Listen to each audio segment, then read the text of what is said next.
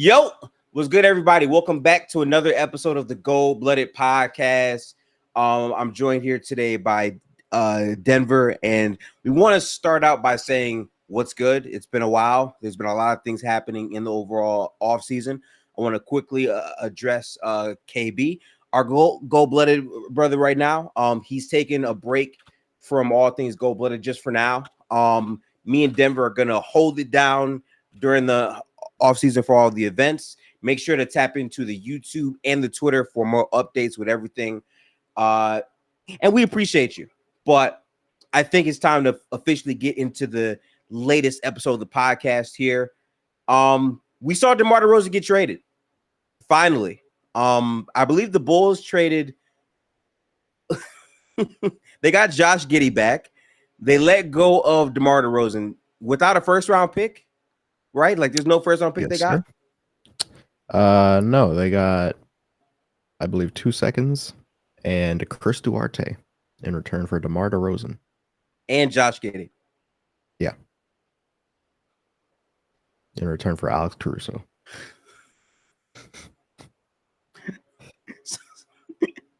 So, Denver, what are your thoughts on this team? Hey, man. I already kind of mentioned it. What's it called? Like when the Alex Caruso trade initially happened, I was like, bro, this team is pissing me off right now. Because like after your crazy asking price during the trade deadline, now this is what you're doing. Yeah, it's a weird spot, man. I like the idea of Josh Giddey on this team. I do, but I think the Bulls still have to figure out exactly where they want to go. Not getting a first-round pick for both of your best players is kind of crazy to me, but that's kind of, at this point, they are where they are. I think Bulls basketball is getting closer to getting a direction, but I still don't understand having all the guards that they do on the roster. Also, is Vucevic going to be on the move midseason? It kind of feels like he's the last player to go outside of Zach LaVine, who is still on this roster. So, yeah, not quite sure about the Bulls side of things, but they're getting younger, so I guess that's cool for them. How do you feel about the Sacramento Kings' high-powered offense adding in DeMar DeRozan? I think it's going to be pretty interesting considering the fact that they now have 2 guys that are mainly operating in the mid-range in Domantas Sabonis and DeMar DeRozan. So I feel like that's going to be like one of the more interesting aspects of that team. And like I'm not really sure about how they're going to work around that because like Domantas Sabonis, like that top of the key area is where he operates like almost every single play. And DeMar DeRozan operates mainly in the mid-range. So either one of them needs to start shooting more or I don't know. They're going to have an issue. Yeah, I feel weird about this. I like it for the sense that they didn't have to really trade anything significant. Yes, Harrison Barnes is not a significant piece anymore. That's okay to say. I like DeMar DeRozan on this team in the sense that they have another guy that can actually create something outside of Monk, who's off the bench. Although I do hate the reality that we're going to see lineups that have Monk out there with Fox, Sabonis, and DeRozan. That defense just sounds god awful between the 4 pieces, right? But I mean, that's what he can provide them. I do think that there's times where their offense stagnates and they need another guy who can create. And I do think Sabonis and DeMar DeRozan in a 2-man game can give you some value. But as you said, I think you're kind of forcing it. I think they occupy the same areas of the floor. So it's a tougher pick to see, but considering the Kings didn't really have any other asset that they could get, I can understand DeMar DeRozan. And there is value because, again, it's not just his skill set, but also he plays basketball. A lot of players get hurt in the NBA that really impacts the Western Conference, and having Sabonis and DeMar, who at least play the majority of minutes, should be able to help their team improve from last year. So it's interesting, but I don't think it's a needle mover in terms of now they go from the bottom of the conference to like, the top 3 or 4. I don't know exactly if I see that. Yeah, I don't know why. Like, they didn't need another star, in my opinion. They needed to go out and put defensive pieces around De'Aaron Fox and Domantas Yes, Sabonis, and which they is failed to do I that. hate to bring it up. I feel like it's the same thing that Phoenix did last offseason. I I hope that I hope that it turns out different, but my God, why are teams wanting third options now? Or like third stars? I want to say for the Kings, they were put in a tough spot to me because it's like, who are they going to go out there and sign considering how fast things moved? I feel like the role players dried up very quickly this overall free agency. You know what I'm saying? Like, I couldn't think of like real defensive pieces for them to get that would actually change their overall team because a lot of those guys were traded or already went very quickly. So to me, it's like I understand getting DeMar, but I'm kind of with you. Like, I don't think their need was, hey, let's go get him. Let's instead shore up our defense, which is our biggest problem with our team. And I promise you, DeMar is not helping you there in any way. He's just not. So, And weird even spot for them to be then, in. like it's just a strange offensive fit on top of that. So it's like, I don't know. It's just even like weirder. Yeah. So, I mean, I'm excited to watch it. I mean, we'll see how this goes. They did introduce him at a Summer League Kings game. He came out to Not Like Us, which is pretty funny. You know what I'm saying? Just want to throw that in there for my, hip hop heads and whatnot. But yeah, it's an interesting move. Cap sheet. Okay, perfect, Denver. What is this? This is available free agents right now. So yeah, and their last contract or the last year. Yeah, none of these guys are moving any needles for the Kings. I'm sorry. Robert Covington might be the best defender I've seen so far on this list. Jetty Osman, Isaac Okoro. Didn't Devontae Graham sign yesterday? Something like that. I don't know. Did he? I thought he got cut. Was that what it was? I thought he got yes, I believe he got traded because they wanted to get under the apron and then he got waived right after. Yeah, I'm sorry. None of these guys move me in any way. So again, if you're telling me that you have a chance to go get DeMar DeRozan, who is a guy that can give you more offensive spots, then I like it. I just don't think DeMar DeRozan is a good defender, and it doesn't fix your biggest issue, which to me for them was more so defense and consistent shooting. DeMar doesn't fit in any of those areas, but he is a guy that, one pass away can quickly get to his shot in the mid range, which would be good. I don't know how Fox and DeRozan work. They get free throws, which is good. I mean, that'll be pretty good to watch, right? But I mean, yeah, now that I think about it, De'Aaron Fox, bro, all three of them mainly operate in the mid. Bro, what is gonna happen with this team? Yeah, they are a mid-range type of team to me. So I mean, I don't know. I don't think he makes them worse. I can say that for a fact. I don't think he makes them worse. I just think it's a hard fit to like try to maximize, but they don't have any other options. I mean, dude, this is what they're looking at. So it's either this or we try to sign DeMar DeRozan. I can understand their logic. I really can. I promise you, Thanasis Antetokounmpo is not doing anything for them. So tough. But we should probably transition to the other team in California, which is our team, the Golden State Warriors. Not gonna lie to you, chat. The last time we talked about Buddy Hield, and this was before he was even in talks to join this Warriors team. At 12 p.m., 12 a.m., I was going to sleep, and I got a ping saying the Golden State Warriors are finalizing a trade for Buddy Hield.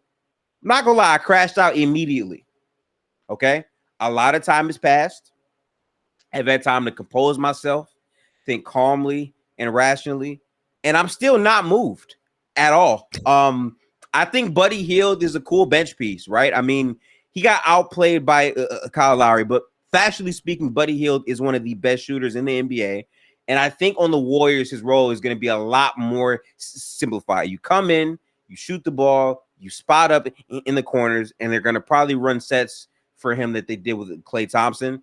But what leaves me like not loving this as much is it's all dependent on the big needle mover piece, which to me has to be Lauri Markkanen. If that trade doesn't happen, okay, we got marginally better, sure, but I mean, I still don't know how good this team is. Like right now, if we assume this team does not get Lauri Markkanen, I think this is the 10th best team in the West. Oh man, like it. I'm just picturing they're like there's a reality where they do all of these like pre-game moves just for a trade that doesn't actually That doesn't happen. There's definitely a reality where that happens. Hopefully, it's not this one. Yeah, I just think it's a very rough spot for them to be in currently. A lot of it is Lauri Markkanen or bust, and I'm pretty sure the holdup right now is to trade Kuminga. Where do you stand on that, Denver? I mean, I feel like it's really conflicting for me because, like, on one hand, you're like trying to hold out for the potential of what Jonathan Kuminga could be and what he could contribute to this team if you're able to keep him as well as being able to acquire a big free agent like Lauri Markkanen. But on the other hand, bro, if Lauri Markkanen is your missing piece to win now, while Stephen Curry can still do that for you, then bro, you need to go do that. But like those are the two like main things that I'm like conflicted with, and I believe that they're conflicted with as well. Which is why this trade has been taking a week to get done. Yeah. I think Golden State is down to throw in the picks or whatnot, but I think the real hangup has to be Jonathan Kuminga because in my mind, if you're able to trade for Lauri Markkanen, keeping Kuminga is so good for the team as a whole because you're pairing his athleticism with his shooting as Kuminga continues to overall develop. So they don't want to trade him. But at the same time, if I'm Utah, I'm not doing the trade unless you give me Kuminga. So I think because of that, that's why Golden State is trying to involve another team to kind of give them more assets. But if you're the Warriors, I mean, you have to make a move. If you make all of these moves to prepare for you having Lauri Markkanen just to not get Lauri Markkanen, it's a failure of an offseason, is it not?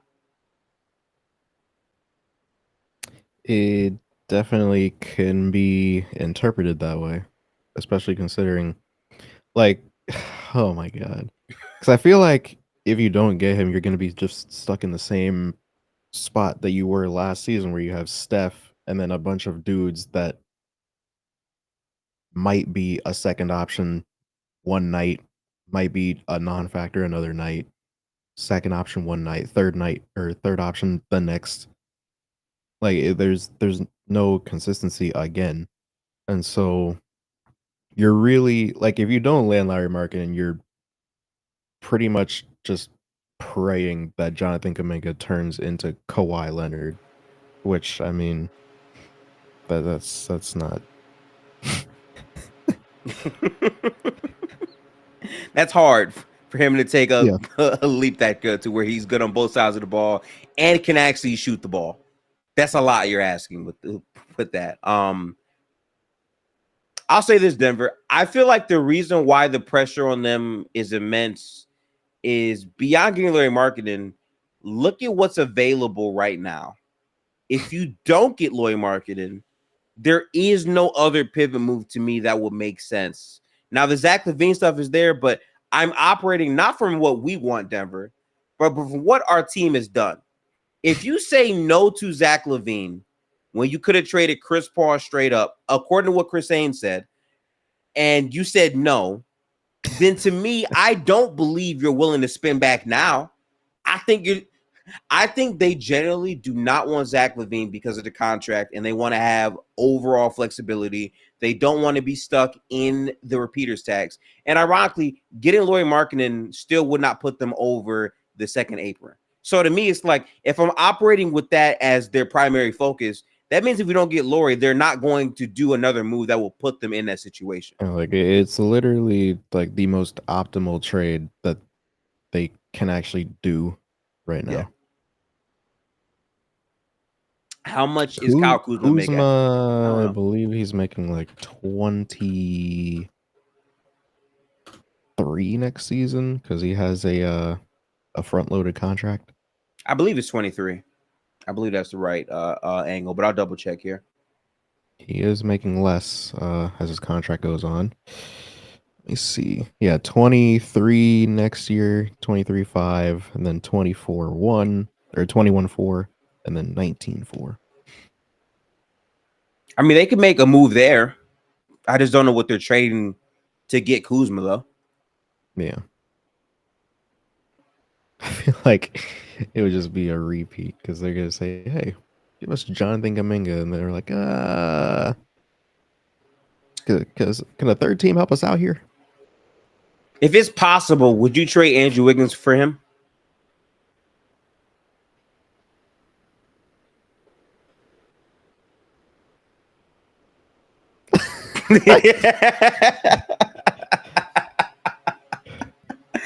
Just put it out there for you. I don't know, because then I feel like you'd be relying on Kyle Kuzma becoming a defender. I agree with that. I don't want to be a homer here, right? Kuzma in the past was a good defender, but he went to Washington, which is a very bad team, and we see this all the time. It's hard for players to play defense on bad teams because they're bad. I'll just be honest, right? Like we've seen this multiple times. At the same time, I think Andrew Wiggins is just fundamentally a better defender than him. But in that same way, I think Kyle Kuzma provides more value in terms of the rebounding and the offensive game. I think he's just a much better offensive fit. He's a better passer as well. And he's taller than Andrew Wiggins. Like all of these things I'm looking at with Kuz, which made me feel like that plus his contract is better. Andrew Wiggins is going to be making more money. So it's like if you put a gun in my head and was like, choose, I think I might lean Kuz because of that. And I think the Wizards might do that just because with him gone, they could just have Andrew Wiggins play that role defensively and go with their younger guys. Also, they want to be kind of bad. So, I mean, it still kind of works out to me. Hey, man. Jordan Poole, Andrew Wiggins. And they're back together. That is another thing I didn't think about. You know, maybe then he'll actually play well. The legendary 22 duo. We gonna get a bag, and then they both fell off a cliff, unfortunately. So yeah, I would probably entertain that, to be honest. But I mean, that guys, those are the conversations we're in. If we do not get Lauri Markkanen, we're talking about a Wiggins for Kyle Kuzma swap because we didn't get Paul George. So now it's like you got to get Lauri Markkanen, and I don't know what that looks like. Also, even if we do get Lauri Markkanen, right? Say we trade him, right? Say we trade our picks, Moody, and the Kuminga, and we get Lauri Markkanen. Does that raise Golden State to a team that can actually contend or no? I mean, I feel like it definitely puts them in a much better position. Well, obviously, it puts them in a much better position, but I feel like we have to see. Like, I can't really definitively say right now because I mean, you have to think about what every other team in the West is going to look like. Like, there are some teams that may like not really do that many moves and then just get significantly better just because they have like a lot better like supplemental pieces. Sacramento, obviously we just talked about it could just completely fail, but also could work out. Um, the Lakers haven't done anything, so I These are don't the know only what's team of going all on 30 there. to not make a single trade for free agent at all. They're the same roster. Oh my god, the Mavericks have more shooting, with the addition of Clay Alexander Thompson, And number you have the Memphis Grizzlies. 31.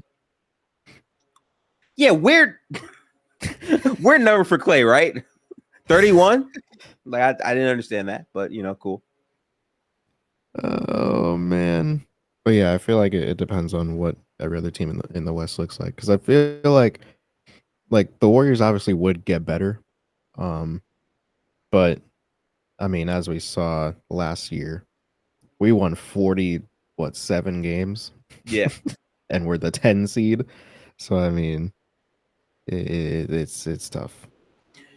I think the West is going to make a bigger jump this year than last year because you have teams like, again, I think the Memphis Grizzlies are going to be good. I Yeah, mean, they had a lot of young players get hurt last year, but also had players that got a chance to play because of that. And now those are extended players who are going to, play roles in this year, right? Having one of the best backup bigs in the NBA and Brandon Clark be back is huge. Having Ja back is big, right? Having GG Jackson, who was very good last year, have a role for them next year.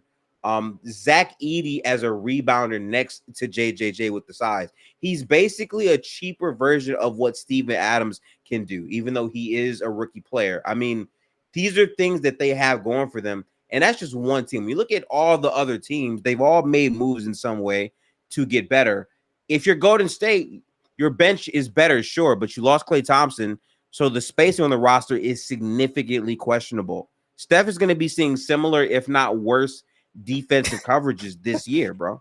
It's going to be wild to me. which is crazy to think about.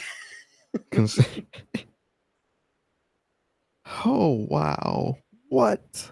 Yes. That's why the pressure's on for them to make a move because Curry's going to literally walk into the season actually getting triple teamed. Worse than last year. He's gonna go to Paris, play with every best player in the NBA, have a bunch of fun, and then come back and face a boxing one It is on literally in going to be the preseason. Drewski meme where like he Oh man, and Joyce's weekend has to go back to his actual family now. That's what's happening in Golden State. So I mean, all we can do is watch and see what happened, but timing is everything, right? If you're in charge, right, Denver, if you can't get Lauri Markkanen by a certain time, at what point do you pivot to a Zach LaVine move or potentially a BI move? If you have the power to do that, or Kyle Kuzma, right? Or Kyle Kuzma. I don't know because I don't know like how far along in the negotiations they actually are.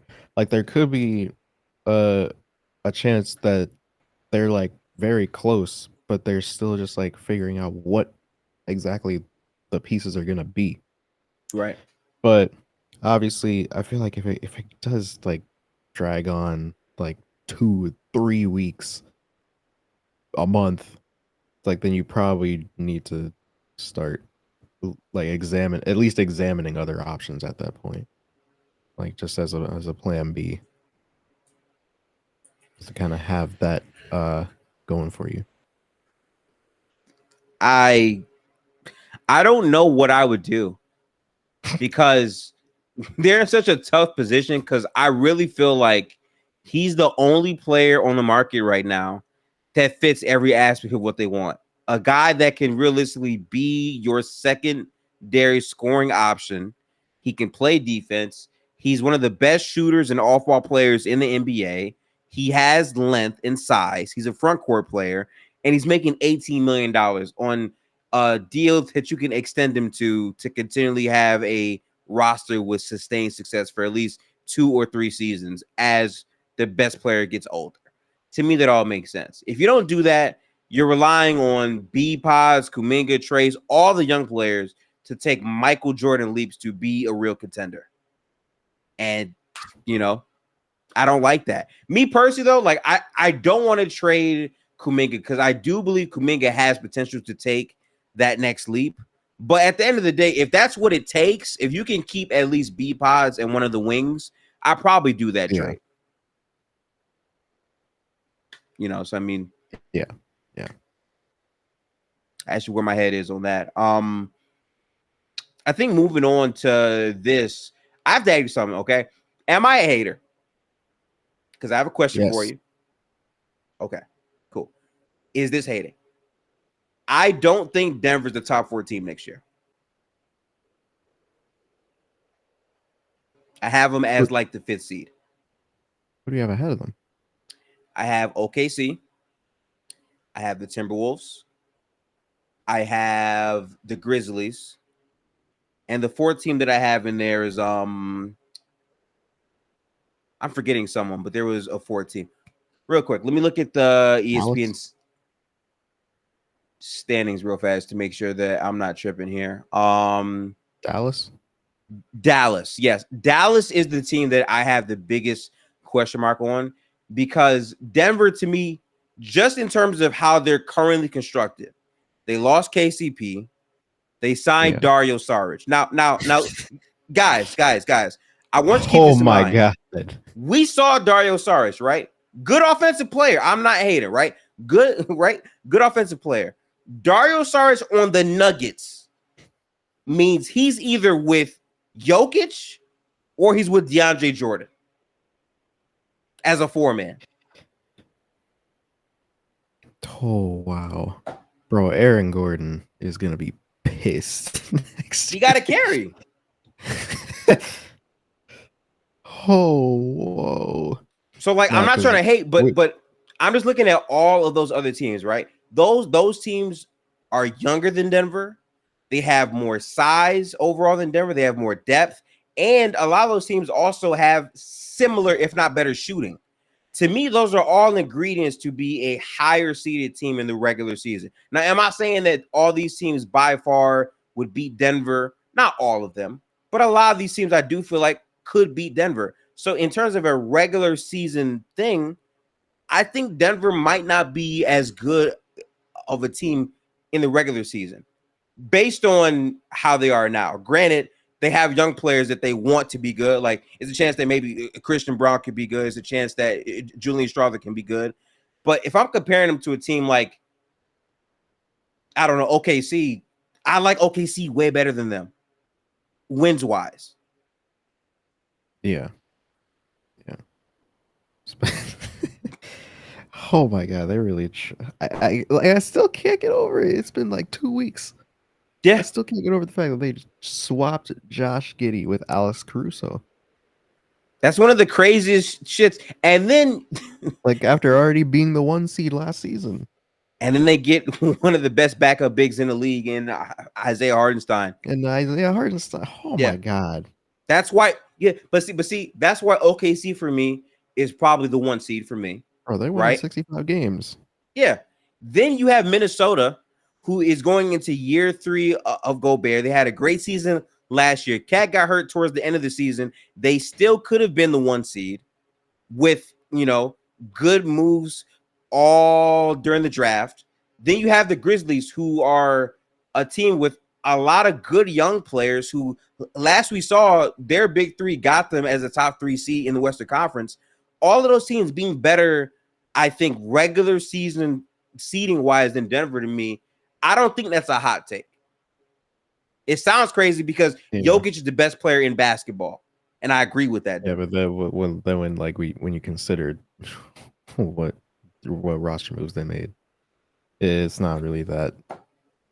Like, losing KCP is huge. Like, over the last 2 off seasons, they've lost Bruce Brown and KCP back to back.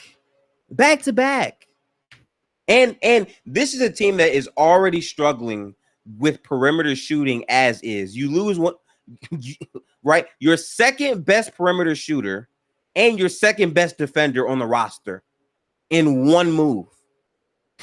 So to me, them falling apart, I wouldn't be surprised. Now, Dallas is interesting because a lot of people want to shit on them, but I do generally believe that if you have Klay Thompson as a corner sitter with Luka and Kyrie, even before we talk about how he runs or whatever, that team's going to be a lot better.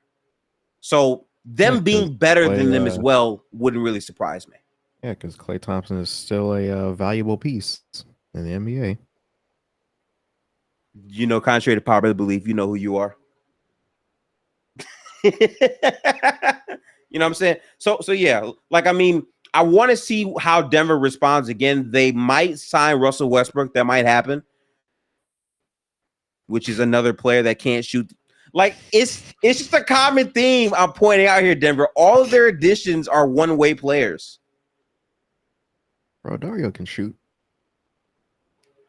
Bro, do you understand that you could see a lineup consisting of Nikola Jokic and Dario Saric on the floor at the same time?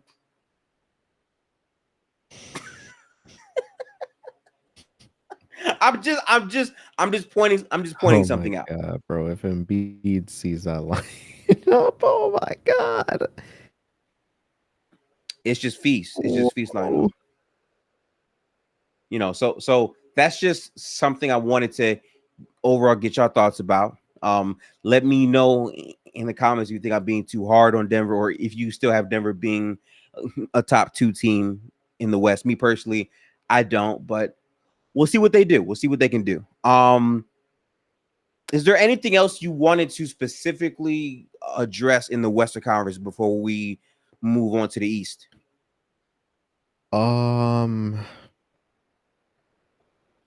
No, not really. Okay. To be all honest. Well, Danny Ainge, please help. Danny Ainge, please help us. Okay, it would be much appreciated. But we can now pivot over to Eastern Conference talks. I think we have to lead this obviously with the biggest move, a guy that was actually okay with being in Golden State until the Clippers said no. Yeah, man, Mikal Bridges. That was the biggest move of the offseason. That was big.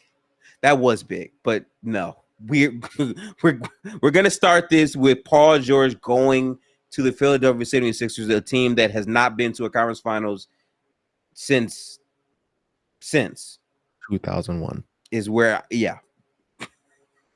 I was born 2 years before that. Is how long they have not been to a conference finals. So for me, yeah, long time. So for me personally, Paul George going to the Sixers, I like the move, but I like it mainly because, again, we just showed you all the free agents that were available. The Sixers were not going to get much better this offseason if they didn't sign a guy. And the point to me of them trading Harden to the Clippers was to free up those contracts to get a guy. And they got a guy. Did we know ahead of time the guy was going to be Paul George? No. But having Paul George, Tyrese Maxey, and Joel Embiid, in my opinion at least, gives them a good chance to bounce back and be a pretty competitive team more than they were last year. In theory. You can elaborate. How many games combined are Paul George and Joel Embiid playing next year? Ooh, over unders 41 is insane. Nah, 41 is crazy. That's eight. I would say the over under is probably at like maybe 93. Okay. So that'd be like what, 45 each, 46 each. That's very low though. On maybe average. They play more than that. I don't know. It can't be that low. You know. Yeah. I just think the point of them getting Paul George is, hey, we know Embiid is super injury prone. Now, has Paul George been that? I agree. But listen, their hedges, at least one of them is going to be good to go, right? If both play 55 games each, even that can work, I feel like, for them. Yeah.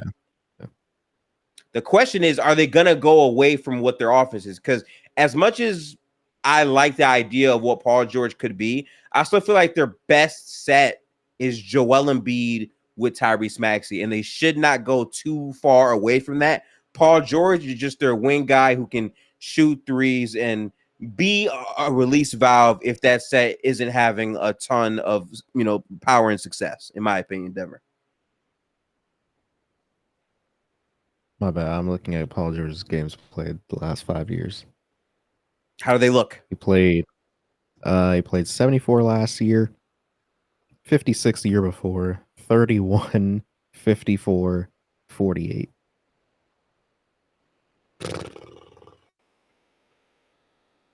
To be fair to Joel Embiid, he's been better with regular season games until this year because he got hurt Yeah. mid-season. So I think you can expect Joel Embiid to probably play over 58 games this season. I think that's fair. I think for Paul George, his number is probably between 56 and up.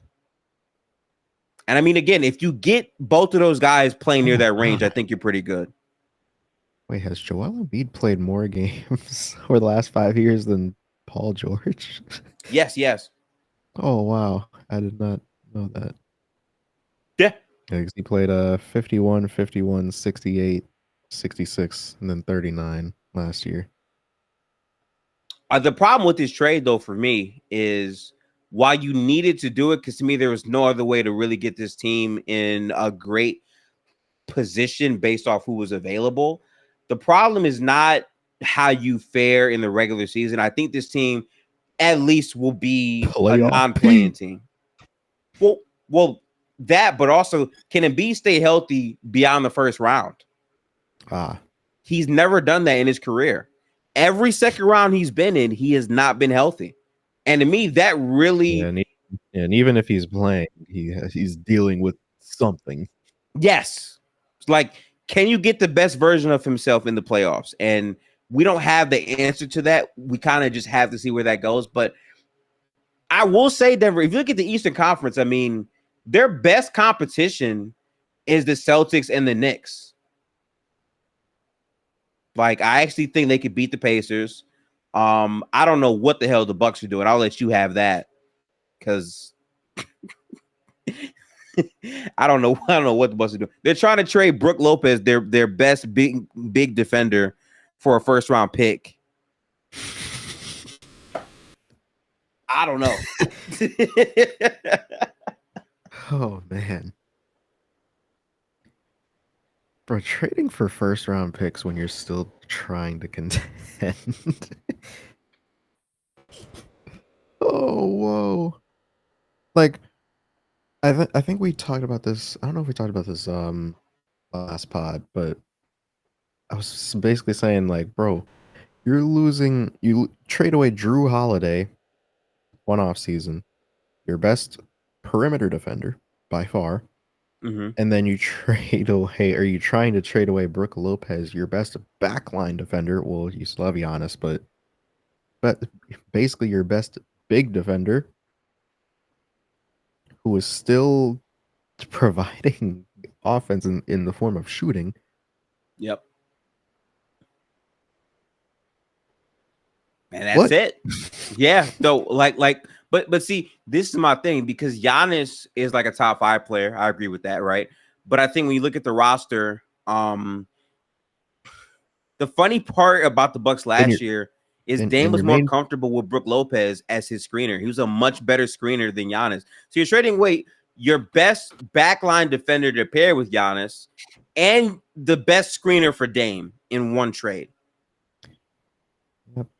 And then you lost Malik Beasley to the Pistons. Yeah, yep, he's gone too.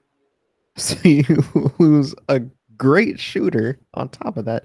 Oh my god. And Chris Middleton's 1 year older. Mm-hmm. The Malik Beasley. Yeah, so what is the starting lineup gonna be? Dame at the 1. Dame, Pat Bev, Chris Middleton, Giannis, and then who's at the 5? Dame, Pat Bev, Chris Middleton. Yeah. Well, okay. I'm assuming they don't actually get a first for him. So he probably stays, most likely. Mm. Which still, even if he does, I mean, that team isn't great. But that's why I'm saying if you look at what the Sixers did, this was the year to take a gamble on Paul George. Because it's mainly the Knicks and Boston. Is Pat Bev signing back? Oh, is Pat Bev a free agent too? I did not. Oh, yeah, he is. Oh man, so you gotta resign Pat Bev now.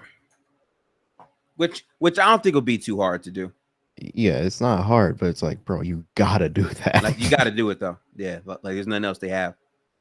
I think a big part of the Buck season has to be trusting their young players, which Doc Rivers doesn't do in any way, shape, or form at all. Period. But I think you And then you have to. brought in Darvin Ham. Oh my god, what? Yeah, they brought in Darvin Ham. Bro, what is this off season? They brought in Torian Prince, which wasn't too bad for them, I guess. Yeah, that was a given when they brought in Darvin Ham. Andre Jackson has to play next year. Yes. I think he's too good defensively to not play. I think you figure it out. You literally have no real defenders on the roster outside of maybe 3 guys. He needs to get more minutes. I don't know what they do with Beauchamp. He lost minutes so early on. I don't know if like it's weird because not only do you not have a great roster, but I don't trust the guy running the roster. I think he might be 24. Oh, he's 23. No, so he's still got a good like 3 years before Doc sees him as an asset. So let me. It's a tough spot to be in, man. Oh my god. Doc Rivers and Darvin Ham as your coaching staff. That is diabolical. The no adjustment twins. I mean, that's you know, so I mean, now listen, to Darvin's credit, he could probably be better as a assistant coach, but again, yeah, you have to trust your younger players. If you're the Bucks, you do not have a good enough roster to not be playing players on it. You just don't. You don't. Like, you have to give these guys a chance, especially with Giannis having injury things also creep up. So when you say that on paper, Paul George and also Joel Embiid might not play that many games, if you look at other teams like the Bucks or I don't know, the Pacers, like there's other teams in the East that also don't have it figured out. So if you're the Sixers, this to me is your best chance.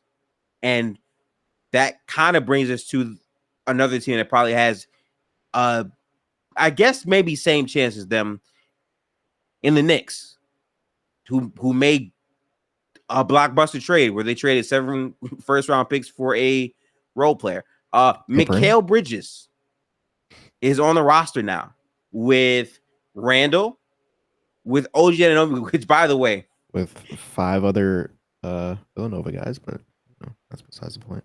I just want to say, if we're talking about guys that don't stay healthy, OG Anunoby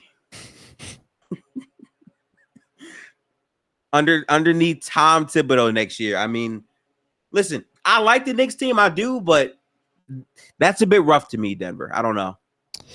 Yeah, because hold on, I need to make sure the new Nobi, was it him that just signed that contract? Yes, it was.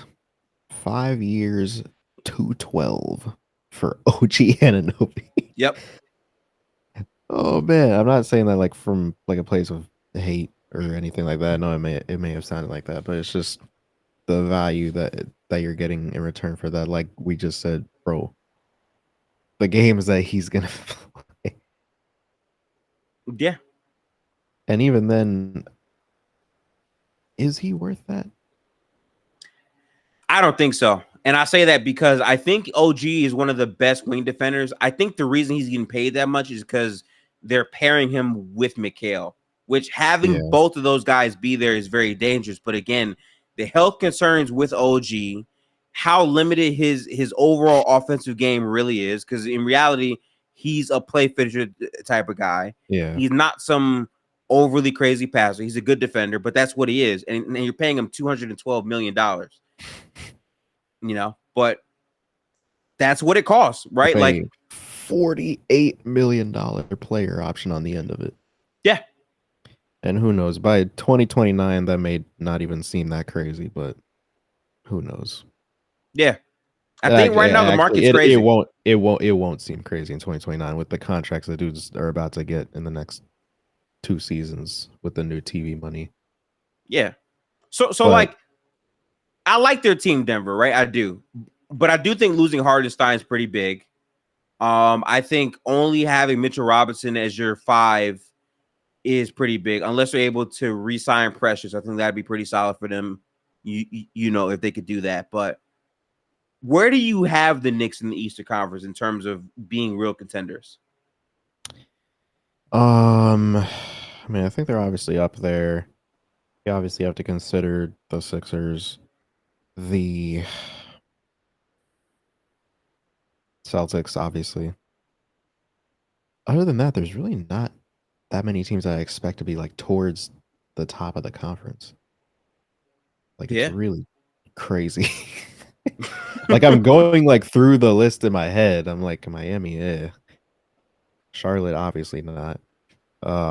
Indiana, maybe, but obviously, they probably won't be near like the top, or they may win regular season games, but we know that they're not beating Boston or maybe the Cavs in the regular season.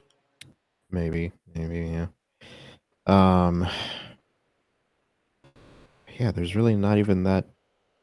Orlando, actually, That's a good team name. That's they a good added name. they added KCP. Great pickup, by the way. Good Lord. KCP and Jalen Suggs is going to be very nice. Orlando is going to be up there because they were what, like 6th seed this year. Yeah, they were. You know, Paolo's going to get better. Franz just signed a massive contract. Fire 270. Yep.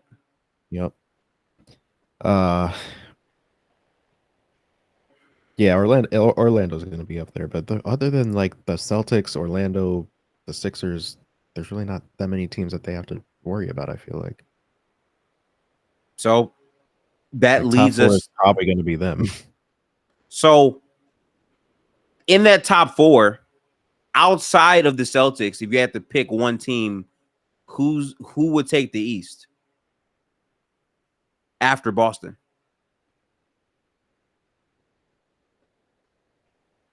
If they can stay healthy, it'd Yes. probably be Philly. But I feel like it's really close between Sixers and Knicks right now.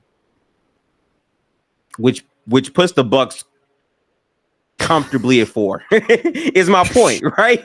Like this Bucks team may not even be there, considering how well the Magic may do. This Bucks team went from a team that was looked at to be going head to head with the Celtics this season when they made the Dame trade to a team that we're now saying is comfortably 4th in that pecking order. That's how important roster construction is, y'all. I'm sorry, but that's tough. And then out west, I think it's probably OKC. I would say Minnesota. And then after that, things get a little bit blurry. Okay, I know that I had Denver 5. Where do you have Denver if you had to think about it? I'm not sure because you said OKC. What else did you say? My bad. No problem. OKC, and then let me just pull up the conference. I can't think of teams right now. I said OKC, Minnesota, Mavericks, and Grizzlies. That's who it was. Mavericks, Grizzlies.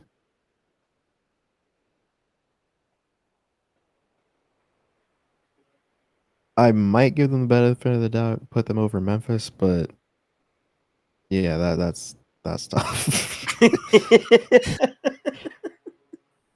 Oh my god. Yeah, I might have them 5th, honestly. It's not that crazy when you really think about what they've done. And again, it's only as of now.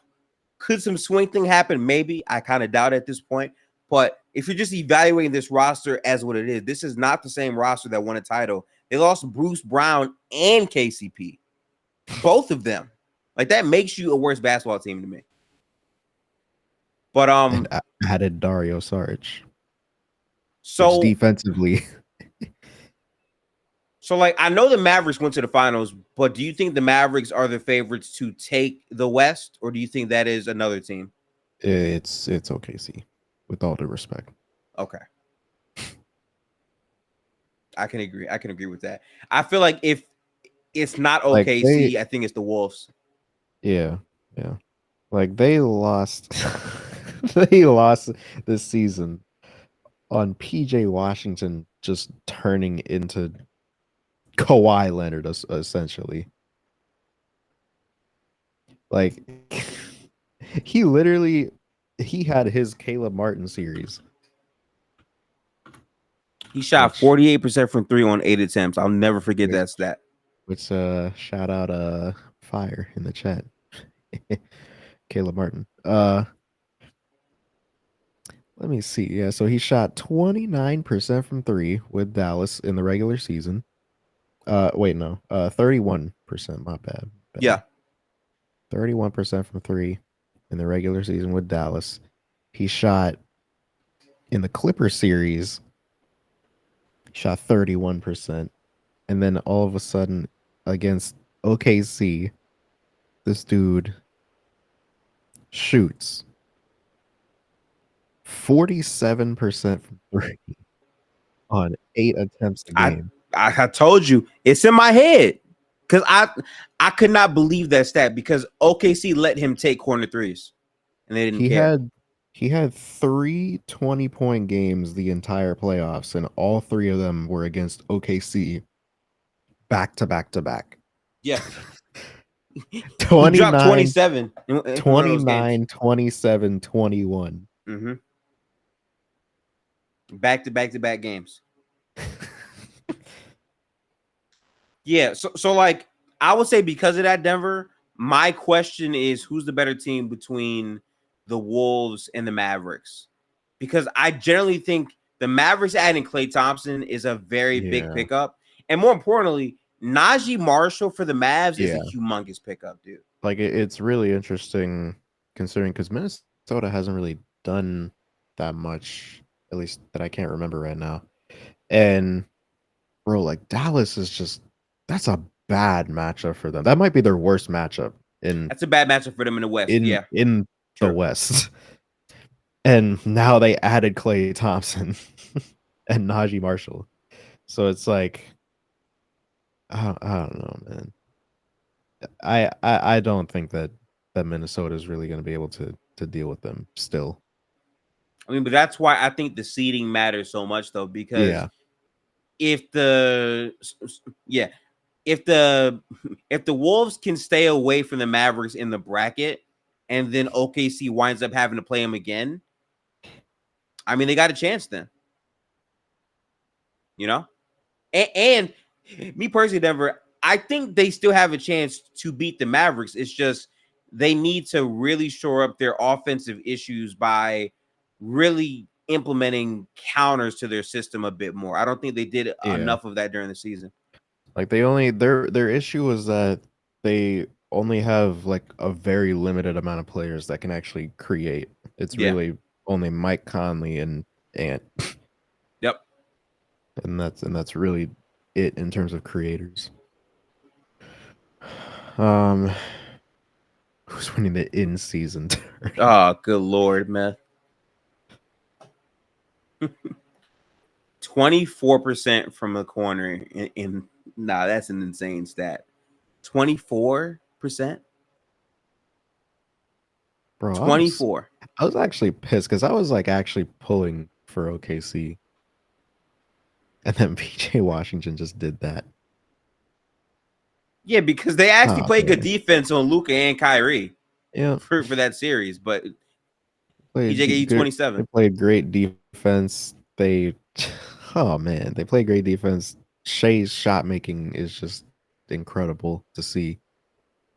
And then just the defensive pieces that they have the defensive pieces that they have around them. Their only issue in that series was that after Chet left the floor, they don't have a big, which is now fixed. Other than like Jalen Williams. Yeah.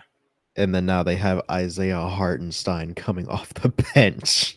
All of OKC's best players underperformed, and their response to that was trading the guy that couldn't really play for them in the playoffs because he was he was a liability on both ends, replacing that with Alex Caruso and shoring up their big problem by signing one of the best bigs in the league in Isaiah Hartenstein.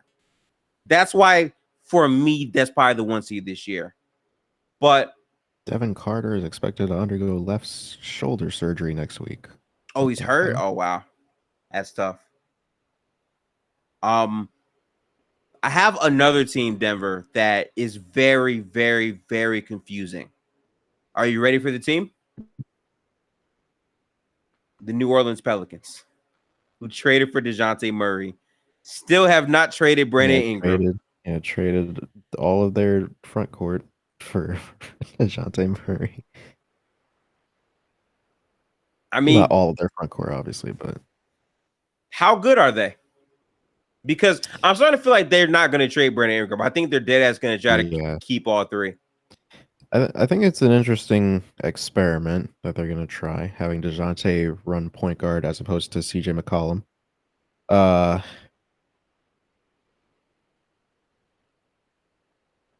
Okay, the Kings just got Jordan McLaughlin. What? What? The Kings just got Jordan McLaughlin.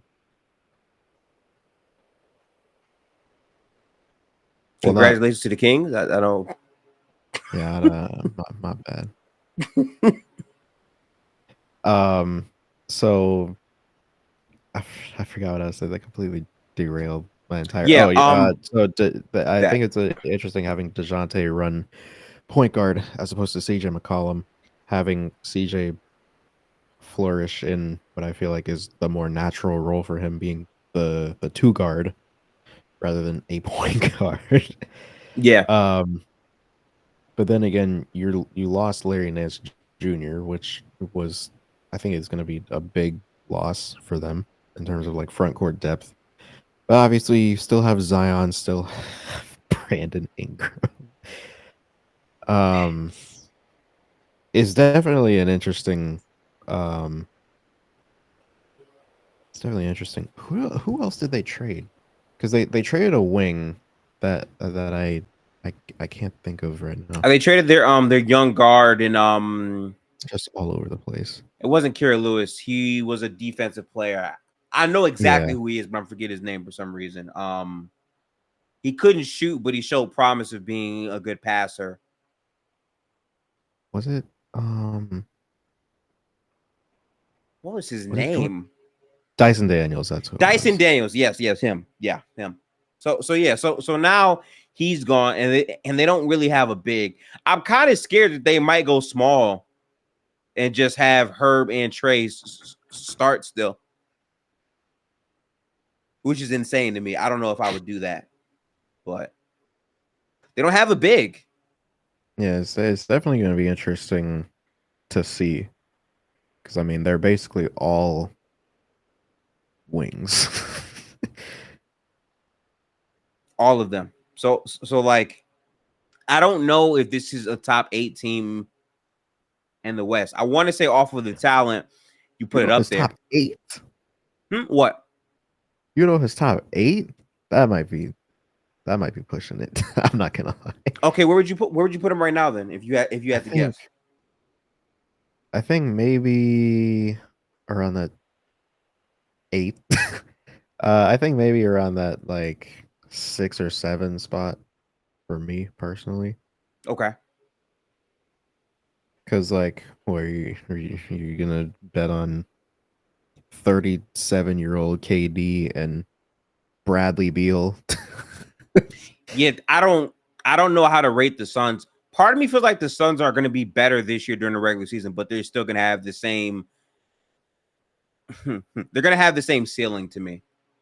I don't really think that changes. I feel like at least with the Suns, they know who's going to be playing what position. I think the fact that the Pelicans dead ass don't have a big. Trey Murphy is not going to start with Herb Jones, which in my opinion, that's their best lineups. You still don't have that being there. And the fit and health between Brandon Ingram, Zion, and DeJounte Murray is so questionable. At least the Suns understand what they're to do. I also think the addition of Mike Budenholzer, I think he's a much better coach than Vogel, just in terms of having a solid structure and system that makes sense on both ends of the floor. It's not going to cap out high because that's not a good roster, but I think during the regular season, they might be better.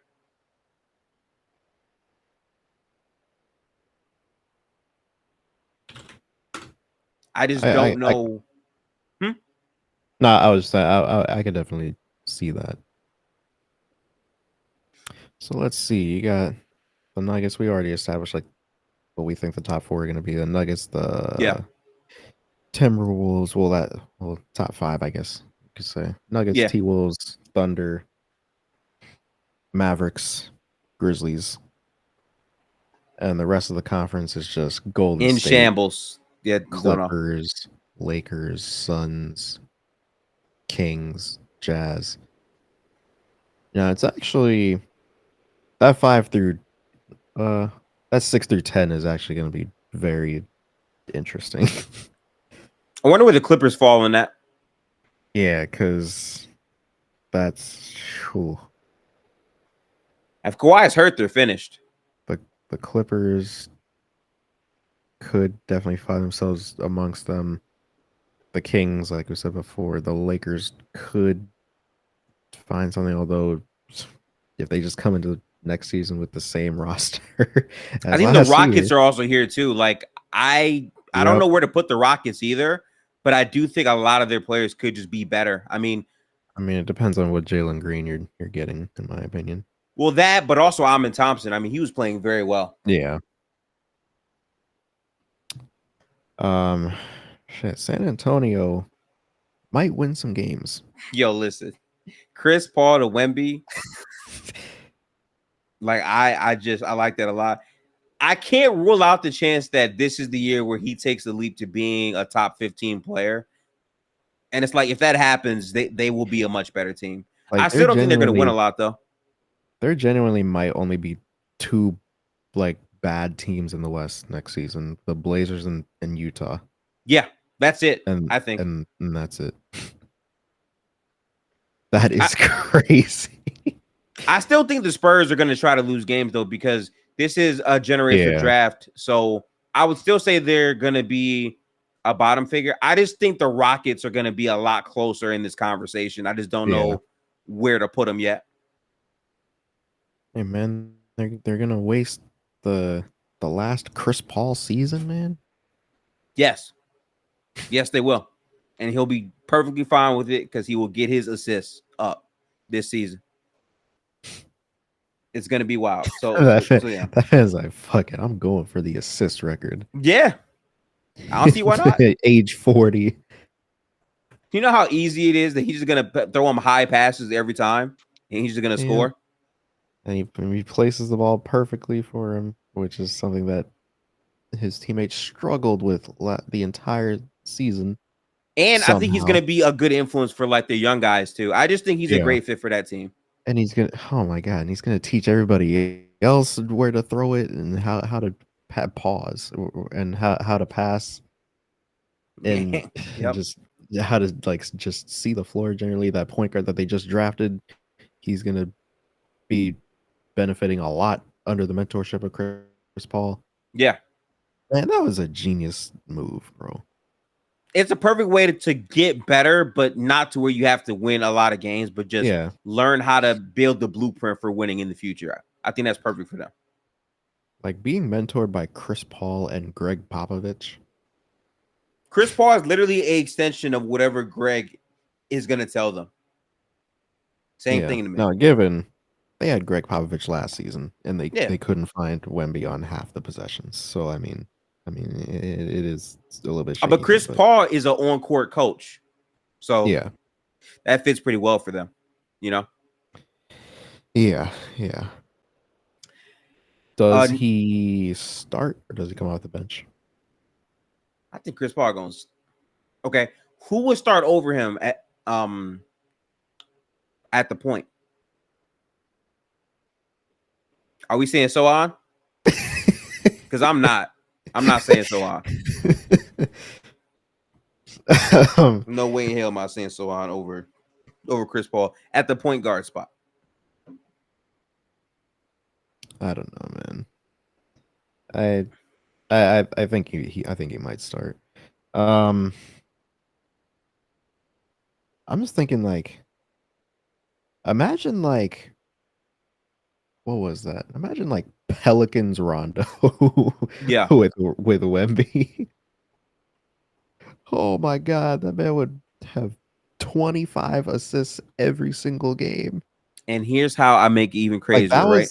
that was the most random season to me. That man was just having games where he would have like 22, 25 22, assists. 25 assists. Yes. Now, I have a curveball for you, Denver, right? Imagine everything we just said about the Spurs, and then they trade for Lauri Markkanen.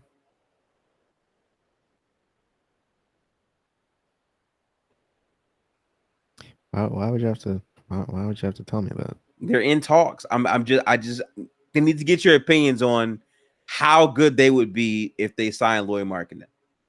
Is that a legitimate team that is competitive to you at that point? They might be, honestly. It's a terrifying front court to me, man. Yeah. Lauri and Wemby. Like literally just off of the just having Wemby.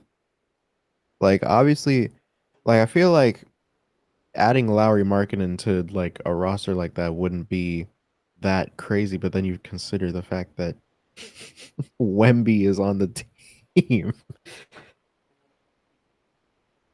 Like That's the insane front court. that man might win Defensive Player of the Year next year. If they win any, like if they have any sort of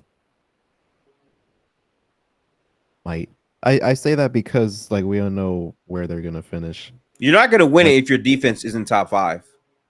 So I mean, it has to be top 5. I don't like. yeah. Listen, I love Wemby, but to win DPOY, your defense has to be top 5, and normally you have to be a playoff team. If you're not a playoff team, but somehow your defense is still top 5, he has a chance. But I don't know. I think he's that caliber for sure. No one's going to tell you they're not. You know, Yeah. Chris Paul, Devin Vassell, Lauri Markkanen, Sohan, Wemby. That's not a bad lineup. A lot of defense on that lineup. Oh man. And like when you, bro, I just typed Wemby into Basketball Reference, thinking that he was gonna come up. Hilarious. Bro, Wemby last season averaged 3.6 blocks a game. He averaged over a block more than the second most, who was Walker Kessler, with like I think it was 2.4. Mm-hmm. Like, bro, oh my god. And then keep in mind, he started out last year on a minutes restriction and then got better as the season went on. So now it's like he's coming in off the rip playing 32 minutes a game. Yeah, let me actually see the last 20 games of the year. Last 20 look fucking ridiculous, Denver. I'm just letting you know right now. I think he averaged like 4 blocks a game.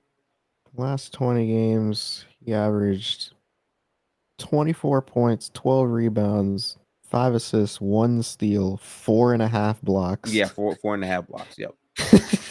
Yep. 4.5 turnovers. Wemby's turnovers are going to go down as well because he's not going to have as much ball handling responsibility with Chris Paul. God, home, dude. Yeah. If they get Lauri out, damn near might say that's a playing team. Wow. I'm just putting it out there. So with everything we're saying, Golden State, make a move, because you will be so cooked if you do not. If you let the Spurs get Lauri Markkanen before you do, your window is finished. It's finished. So you know that is what it is. But I think overall in this podcast we were able to cover both conferences, the West, the East, Golden State's move so far. right now the summer league is on. I haven't watched a lick of it. I'll probably try to tap in as I we get close saw to the end of it. I saw the Laker game yesterday. Bronny looks pretty solid defensively, I would say. Offense is going to take some time, but he looks pretty good defensively. How about Dalton Connect? How about him? Um, he was missing. he missed on. Oh my god! I think that they were just missing shots. So I mean, I don't know. First summer league game, you know. They'll pick it up, man. I don't want to be an asshole, but I really do not care about what Bronny or Dalton do in the summer league at all. I think how they look in the season is really what I'm focused on. And I know Bronny's going to probably be in the G League more than not. I think Dalton is probably more ready to play. What was that dude's name? Castleton. He looked pretty good too. Yeah. He looks scary. I still need to watch the full game. I watched a couple highlights, but he looks pretty good. So I mean, we might be covering some of those games occasionally. We'll try to have a schedule of the events for Goldblooded that drops at the beginning of the week. Obviously, I don't know about Summer League either, but we'll see. Because B Pods and TJD, like I don't know how many games they're gonna play, or if they're even gonna play at all. Because they're like with Team USA. If they don't play at all, we're not watching it. I don't feel like. So I mean, or you don't want to watch Pat Spencer? No, I don't. I don't want to give him any energy. No. Good on that. Like, absolutely good on that. So yeah, we'll update you guys with that. I think our next overall thing is gonna probably be another Dynasty Rewind, unless again there is a Lloyd trade. If there's a Lloyd trade, we're in here pretty much automatically to discuss that. But I think that'll do it overall for the pod this week. Denver, any closing remarks?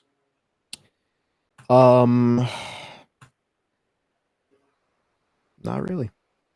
Mike, get it done. I know you're not hearing. I know you'll never see this, but get it done.